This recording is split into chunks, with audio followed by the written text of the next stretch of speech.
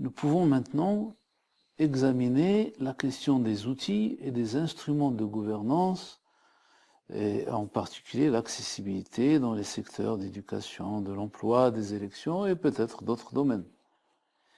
Cette question renvoie à celle de la vision d'ensemble et aux déclinaisons possibles sur le plan territorial, au plan d'action opérationnel au niveau national et au niveau local. Une attention particulière doit être accordée au respect des standards pertinents en la matière, notamment celui de la pertinence, de l'accessibilité, de l'adhésion.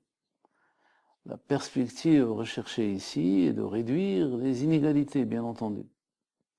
Concernant les outils, on soulignera l'existence de plusieurs éléments. Ce sont d'abord pour partie des outils juridiques, principalement les textes, les lois, les décrets d'application, les arrêtés et autres textes administratifs.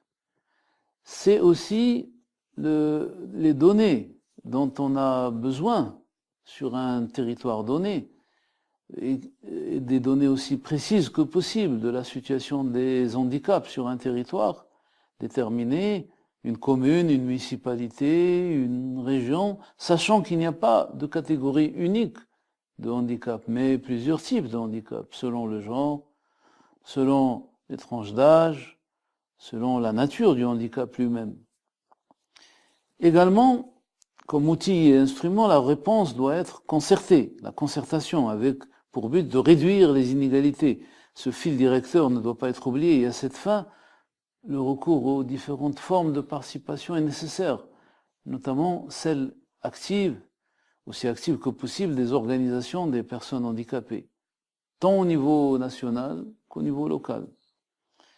Cette dimension outils et instruments de gouvernance impose en outre de s'arrêter sur la politique publique nationale dans ses rapports avec la politique publique locale, sa place, son rôle dans le processus de développement local sur la base d'une approche partenariale concernant aussi bien la mise en œuvre, le suivi que l'évaluation.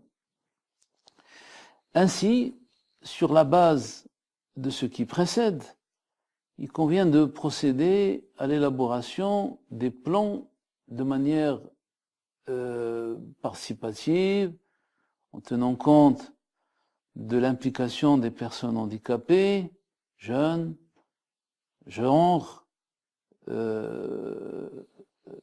chaque fois, l'inclusion est formulée en termes d'exigences déterminantes.